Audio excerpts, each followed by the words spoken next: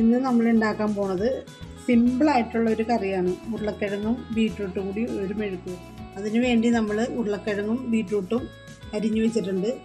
2 സവാള, കുറച്ച് വെളുത്തുള്ളി, കുറച്ച് പച്ചമുളകും അരിഞ്ഞു വെച്ചിട്ടുണ്ട്.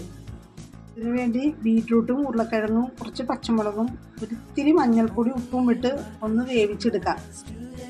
ചട്ടി വെച്ച് എണ്ണ ഒഴിച്ചിട്ടുണ്ട്. ഇനി അതിലേക്ക് കുറച്ച് വേപ്പിലയും വെളുത്തുള്ളി സവാള ഇട്ട് കൊടുക്കാം. നന്നായി ഇളക്കി കൊടുക്കാം. ഉള്ളി വാടിയിട്ടുണ്ട്. ഇത്തിരി മഞ്ഞൾപ്പൊടി, കുറച്ച് കുരുമുളക് പൊടി. വേവിച്ച് വെച്ച ഉരുളക്കിഴങ്ങും ബീട്രൂട്ടും ചട്ടിയിലേക്ക് ഇട്ട് കൊടുക്കാൻ വേണം.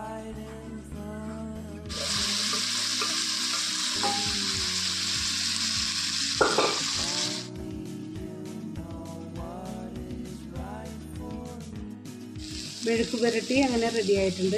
ചോറിൻ്റെ കൂടെയോ ചപ്പാത്തിയുടെ കൂടെയോ കഴിക്കാം.